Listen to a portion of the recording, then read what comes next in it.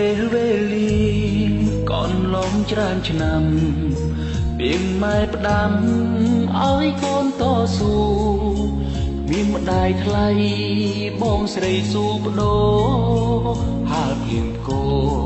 រ៉ាប់រងគ្រួសារបងស្រីខ្ញុំលំបាកពេកហើយខ្ញុំសែនខ្លោចសាគ្រប់យ៉ាងបងមិនដែលរញរាគឺដើម្បីបងព្រោះលោកពុំជឿចាំចូលរីមាននរណាអាចជួយបងបា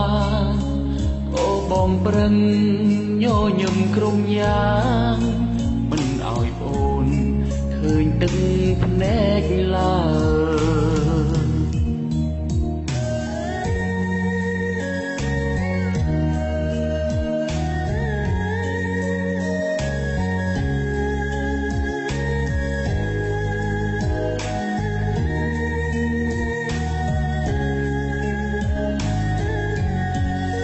ពេលវេលាកូនឡងច្រើនឆ្នាំពីម៉ែផ្ដាំឲ្យកូនតស៊ូមានម្ដាយថ្លៃបងស្រីស៊ូបដូរហើយភ្លៀងគោរ៉ាប់រងគ្រួសារ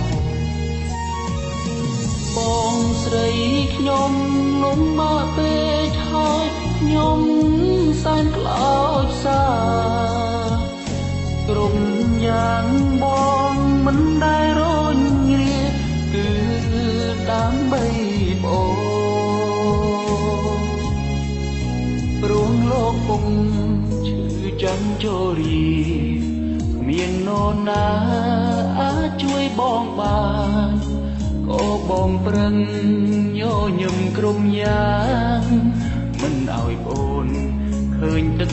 ភ្នែកឡើយបងស្រីខ្ញុំលំបាកពេកហើយខ្ញុំសែនខ្លោចសារគ្រប់យ៉ាងបងមិនដែលរញរាគឺដើម្បីបងព្រោះលោកពុំឈឺចាំចូលរីមាននរណាអាចជួយបងបានក៏បងប្រឹងញញឹមក្រុមយ៉ាងមិនឲ្យប្អូនឃើញទឹកភ្នែកឡើយ